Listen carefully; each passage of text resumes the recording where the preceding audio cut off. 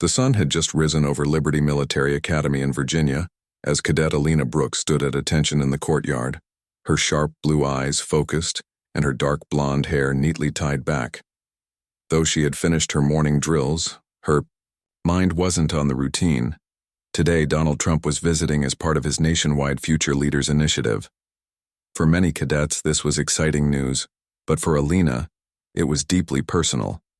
Since joining the academy at 18, she had carried a question she never voiced to commanders or peers. Now at 20 and a rising squad leader, she felt ready to face it. While others discussed politics and policies, Alina was searching for a deeper purpose, beyond promotions or politics, about the true meaning of service, loyalty, and sacrifice. It was about identity, as the preparations began. A buzz of secret service agents and military personnel filled the base. A makeshift stage was being set up in front of the main hall. Flags fluttered in the morning breeze. Cadets were told to line up and be on their best behavior. As she stood with her peer's heart pounding, Alina clutched the tiny note card in her pocket, the one on which she had written her question 2 years ago. She had no idea if she'd get the chance to ask it, but if she did, it would change everything. As the motorcade approached, cadets snapped. Into perfect posture, flags were lowered in salute, and the courtyard seemed to hold its breath. Donald Trump, now back in office and focused on leadership development, stepped onto the academy grounds. With a confident stride, he was older than Alina, had remembered from the news, but his presence was just as commanding. His security details scanned the crowd while academy brass briefed him on the day's events. The program began with formalities, a brief speech from the academy's headmaster, a showcase of cadet achievements. Cadets stood at attention, maintaining formation with respectful smiles, told to avoid unnecessary movement. Alina didn't move either, though her heart raced wildly. Then, unexpectedly, President Trump asked, "Are there any cadets here with real questions? Not the ones you think I want to hear?" A hush fell over the courtyard. No one stirred, until Alina slowly raised her hand. An officer shot her a sharp look, but Trump noticed and said, "You, cadet, you've got guts. Come up here." Gasps echoed as Alina's boots clicked on the pavement while she walked to the stage, eyes wide and hands cold. She hadn't expected this, only hoping for a handshake or a letter. But now she stood face to face with the president, clutching her trembling note card. "Go ahead," Trump said, lowering the mic. Her mouth went dry as she glanced at the watching crowd, then slowly unfolded the card and read, "Sir, how do you know if your purpose is real or just what others expect of you?" Silence thickened around them. Trump didn't answer right away. He stared at her, stepped back from the mic, folded his arms, scanned the crowd, and then looked back at Alina. "That's a real question. That's not rehearsed. That's from the gut," he finally said. Alina nodded nervously, biting the inside of her cheek. "I get asked all the time about success," Trump began. "About strategy, leadership, money. But very few people ask me about purpose. That's dangerous terrain." The cadets leaned in, intrigued. He turned back to Alina. "Let me ask you something. When you wake up in the morning and lace up those boots, who are you doing it for?" She hesitated. "Sometimes I don't. No, my dad served. My mom says this uniform suits me. My commanders say I've got potential. But some nights I lie awake and wonder if I'm becoming who I want to be or who I'm supposed to be for everyone else." That struck a nerve. Trump nodded slowly. "You want the truth? Most people never ask that question. They just run on tracks laid down by someone else and call it purpose. But real purpose doesn't come from outside." He looked around the quiet crowd. "It's inconvenient. It wakes you up at 2 a.m. and makes you doubt things everyone else seems sure about." Alina felt seen like never before. Then he said something unexpected. "I had the same question once," he confessed, "and it changed my life." Alina blinked. "You had the same question?" Trump nodded. "Not in a uniform like yours, but yes, I was 30, had wealth, buildings, headlines. But I didn't know if I was building what I truly wanted or just what the world expected of me." He paced slowly across the small stage. "One night I stayed up in my office, just me, a notebook, and a question I couldn't escape. If all this disappeared tomorrow, would I still know who I am? That hit Alina like a wave. I realized something important that night, he continued. People think purpose is loud, fame, recognition, applause. But purpose is quiet. It's what you're willing to do when no one's clapping. A gentle breeze stirred the flags overhead as if nature itself leaned in. I lost deals after that night, Trump said. Turned down offers, walked away from noise. People thought I was arrogant, but I was just trying to be honest. I rebuilt, differently with clarity. Not for headlines, but for legacy. That's when things truly began to matter. There was no teleprompter, no notes, just a man sharing a rare moment of vulnerability. He looked directly at Alina. You're young, but asking that question now means you're already way ahead of the game. Then he stepped closer and whispered, what you choose to do next will define you, not what others expect. The entire academy courtyard fell silent, but inside Alina's chest, something was stirring. She had come expecting just a handshake or a photo, yet she'd stepped into something far deeper, a truth waiting years to find her. Trump leaned in, lowering his voice so only she and a few nearby cadets could hear. There's one thing I want you to remember, he said. You can earn medals by doing what others expect, or you can earn meaning by doing what your soul expects. One path gets applause, the other brings peace. Alina's eyes stung as he straightened and looked out at the crowd, then gestured for her to step down. Cadet Brooks asked the question every leader should, he said.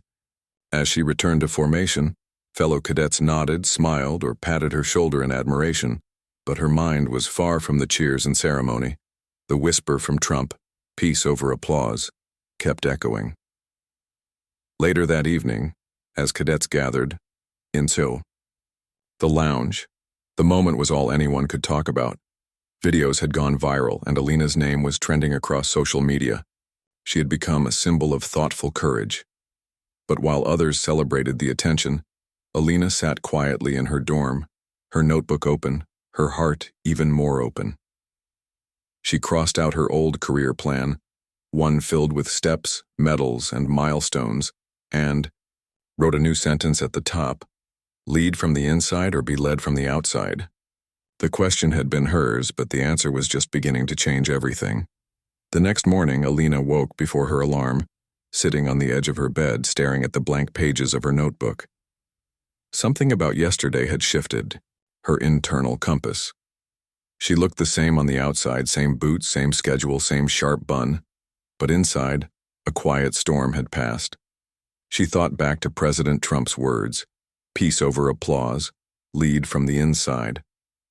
As cadets rushed around preparing for drills, several greeted her with newfound respect, and some even asked how it felt to speak directly to the president.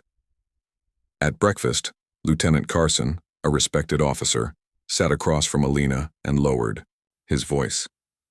I've seen plenty of cadets chase promotions and prestige, but the way you stood up there took more than courage. It took honesty. That's a rare quality. Alina gave a faint smile. I didn't expect any of this. That's usually how real purpose begins, he said, with a question you don't want to ask and an answer you can't ignore. Later, she declined several interview requests, uninterested in becoming a viral story. She just wanted to understand what her story truly meant. That evening, she found a quiet bench near the academy chapel, watching the sunset spill gold over the trees. In that peaceful moment, she whispered to herself, I don't know exactly where I'm going, but I know I'm not going backward. It was just the beginning. In the weeks that followed, something remarkable happened. Cadet Alina Brooks, once quiet and focused only on tasks, began to lead in a new way, not louder or harsher, but deeper. Instead of giving orders, she listened more. She noticed the cadet who stayed late after drills, the one quietly struggling in PT and the one masking anxiety with jokes. Her squads noticed. One cadet whispered to another. She's changed, not different, just more real. It wasn't only during drills. Alina started an informal group called Midnight Compass. It wasn't on the schedule or mandatory, but every Friday night cadets gathered in an empty lecture room, no uniforms, no ranks, just honest talks about purpose, stress, doubt, and direction. They shared fears they'd never voiced before. Am I good enough? What if I'm doing this for the wrong reasons? Will I lose myself trying to be what others expect? Alina didn't have all the answers, but Alina asked the right questions, and that gave others permission to be honest too. One night, Lieutenant Carson quietly dropped by and sat in the back, listening without a word. Afterward, he approached her. "You're doing more with 10 cadets in a quiet room than some leaders do with a microphone." Alina smiled. "I think it's because I stopped trying to be impressive and just started trying to be honest." He nodded. "Don't underestimate the power of that. Honesty changes rooms." That night, Alina went to sleep not with perfect clarity, but with calm. She didn't need a perfect plan, just to keep walking her truth. 3 weeks after the president's visit, Alina was called to the front office.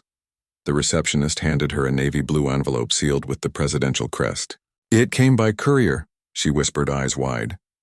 Alina's hands trembled as she opened it. Inside was a single typed letter, signed in handwriting at the bottom. "Cadet Brooks, you asked me a question that stirred something in me. I've spoken, on stages across. The world has heard many speeches, but few moments stay with me like the one we shared. Purpose isn't something handed to you. It's discovered by asking, wrestling, and walking, especially when the path is unclear. You reminded me of that. I've instructed my team to launch a pilot program called the Quiet Leaders Initiative, spotlighting those who lead not by popularity, but by principle. I'd like you to be the first cadet featured. No cameras, no stage lights, just your truth. Speak when you're ready, we'll be listening. Keep leading from the inside. Donald J. Trump." Alina stared at the letter, overwhelmed not by pride, but by responsibility. This was no longer about her. It was about creating space for others to ask their own questions. She folded the letter, slipped it into her journal, and whispered, "Okay, let's begin." The Academy arranged a small, modest event for the Quiet Leaders Initiative, a gathering of cadets, faculty, and a few Washington guests. When Alina was called to speak, she stepped to the podium in full uniform. The spotlight made her squint, but her voice was steady as she began. "I'm not here to give a speech," Alina said. "I'm here to give back a question." She scanned the crowd. 2 years ago, I wrote a question on a note card. I wasn't sure I'd ever ask it. I was scared that the answer might unravel everything I was trying to become. She paused, then continued, "But I asked it anyway. And instead of answers, I found something better. Direction. Not certainty, but honesty." The room fell silent. "I've learned leadership isn't about sounding confident. It's about staying curious, about asking the questions everyone else is too afraid to say out loud." Alina pulled the original note card from her journal and held it up. "This is the question that changed everything. How do you know if your purpose is real or just what others expect of you?" Heads nodded slowly. A few eyes glistened with tears. "I still don't have a perfect answer, but I know one thing. If you're asking, you're already on the right path."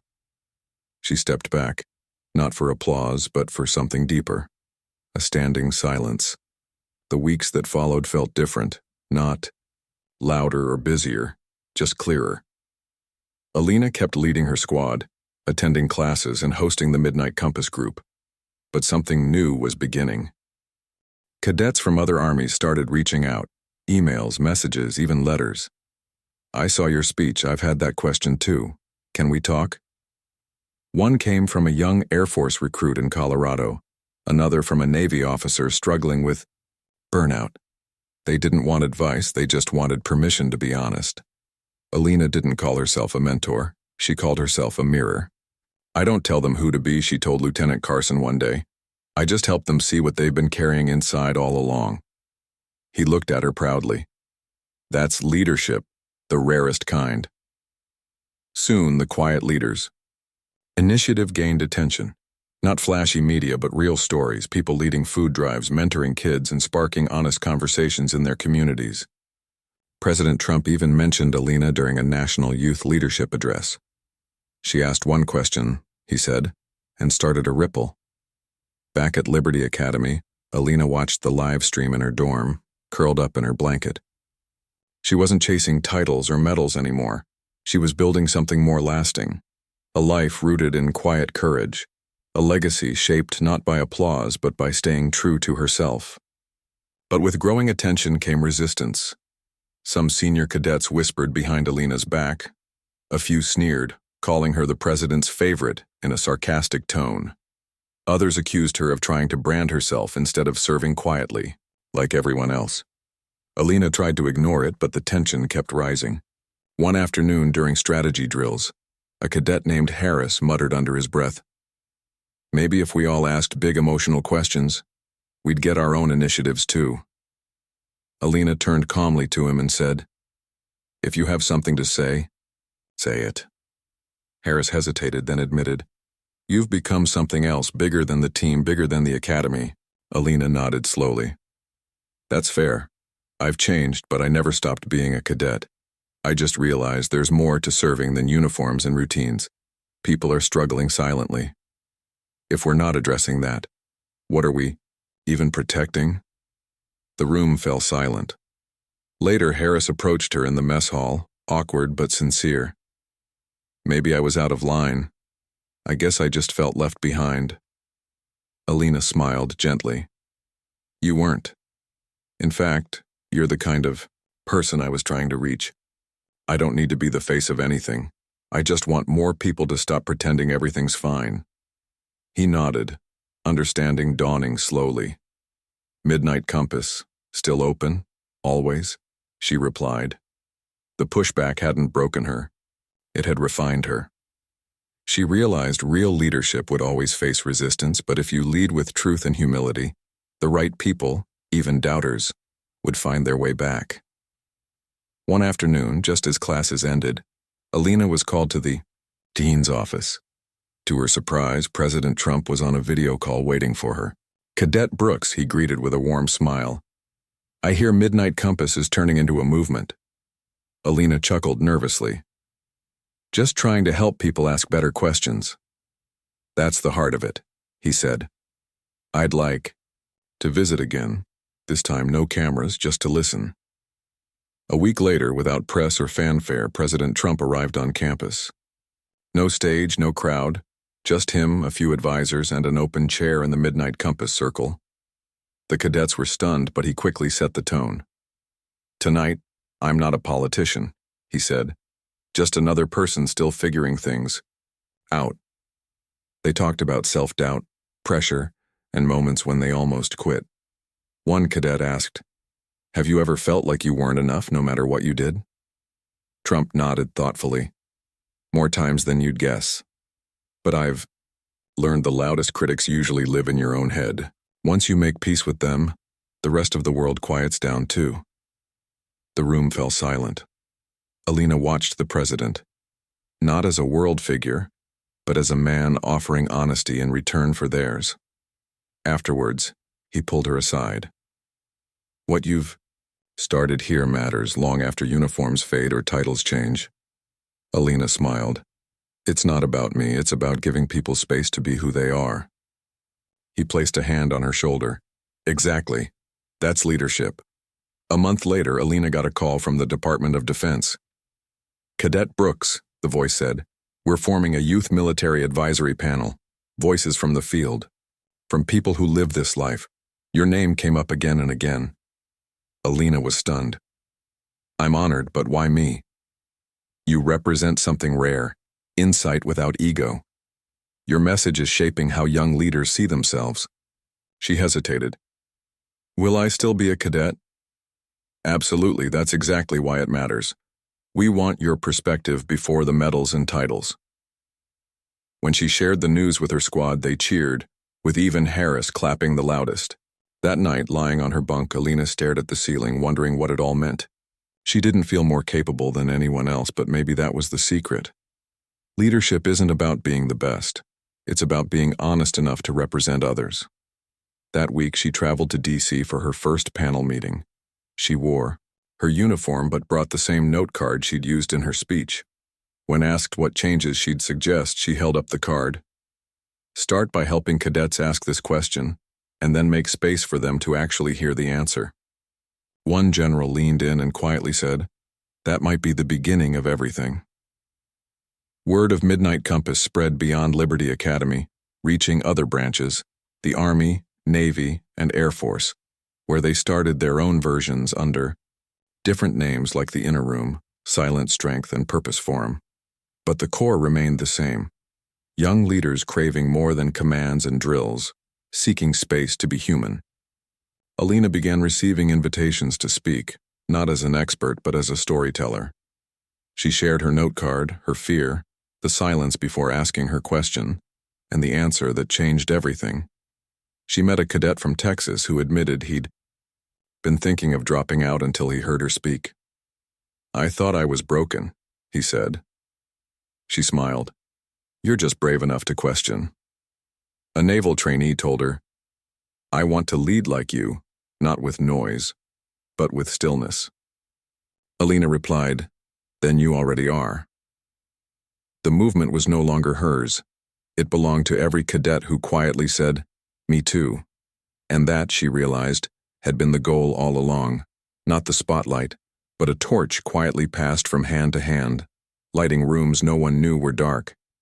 She wasn't famous, but she was known, in that quiet, meaningful way that truly lasts. She had become the kind of leader she once wished she could find, and now others were finding her. On the anniversary of the day she asked her question, Alina sat alone beneath a tree behind the academy chapel. She opened her journal and wrote a letter, not to the president or her mentors, but to herself. "Dear Cadet Brooks, you were terrified, and you asked anyway. You didn't know what would happen, but you asked anyway. Now look around. It wasn't the answer that changed your life, it was the courage to ask. You've learned that silence can lead as powerfully as speeches, that peace is more valuable than popularity, and that honesty might be the bravest kind of leadership there is. No matter where you go next, don't forget who you were before the applause, and don't stop asking questions, especially the ones that make your hands shake. With pride, future you." She closed the journal and smiled, tears warming her eyes, not from sadness but from gratitude. The journey had only just begun. Months passed, and Midnight Compass became an official program at Liberty Academy and other schools, nationwide. Alina stayed humble, still showing up for drills, pulling night duty, and polishing her boots alongside everyone else. One morning, a new cadet named Riley, fresh from orientation, nervously approached her. "You're Cadet Brooks, right?" Alina smiled. "That's me. I've been wanting to ask, how did you know the president would listen?" Alina paused, thinking carefully. "I didn't. I just knew I needed to speak, not for him to hear, but for me to stop hiding." Riley looked down at her boots. "I get nervous speaking up. Feels like I'll say something stupid." Alina laughed gently. "You will, we all do, but saying nothing, that's where we lose ourselves." Riley nodded slowly. "I joined because I wanted to protect people, but sometimes I feel like I'm not enough." Alina placed a hand on her shoulder.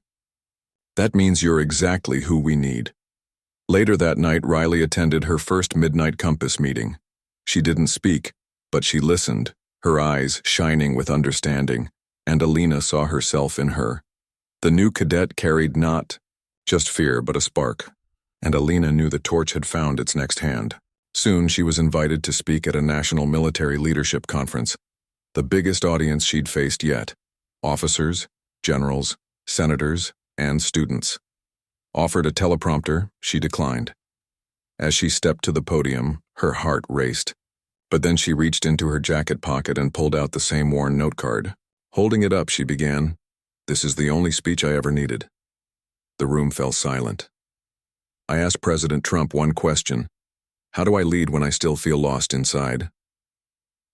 His answer wasn't magical or perfect, but it reminded me that leadership isn't about pretending to be unshakable. It's about being real enough to let others be seen. She scanned the room, meeting eyes of generals and young cadets alike. We train for battle, diplomacy, crisis, but how often do we train to lead with honesty? A ripple of agreement passed through the hall. I'm not here because I'm the strongest or the smartest.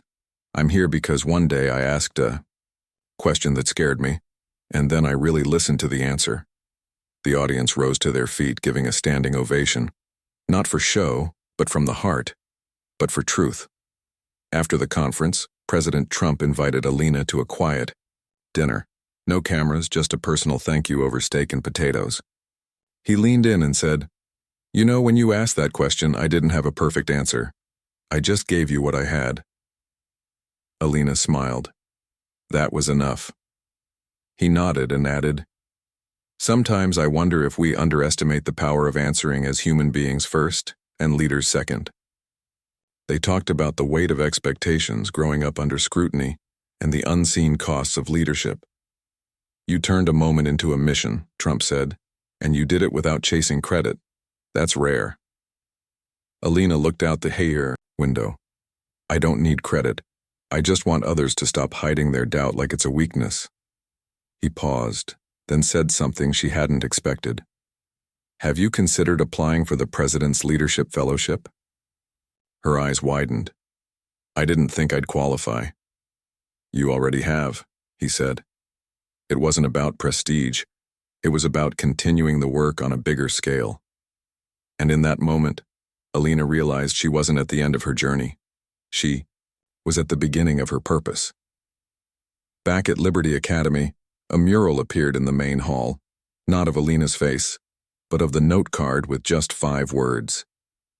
"How do I lead when—" Below it, cadets covered the wall with sticky notes, each scribbling their own questions, a living mosaic of wonder, doubt, and hope. Alina stood quietly, watching a group of new students read the wall. Riley came up and handed her a note. Alina unfolded it. "What if my real strength is still hidden?" She smiled. "That's a beautiful start."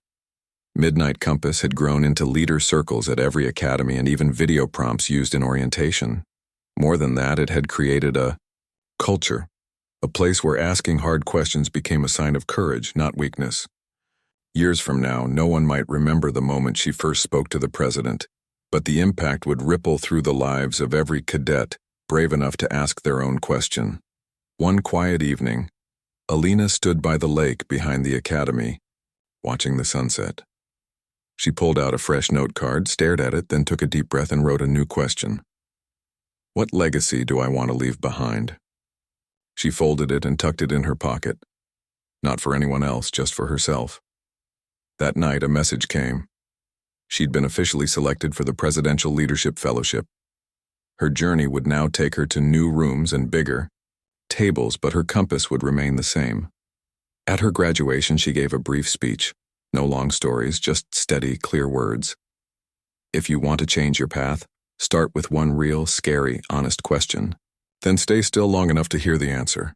It might change everything. As she stepped off the stage, her fellow cadets chanted, "Midnight Compass, find your north." Alina Brooks smiled, not for the applause, but because she knew someone somewhere was holding a note card just like hers, ready to begin.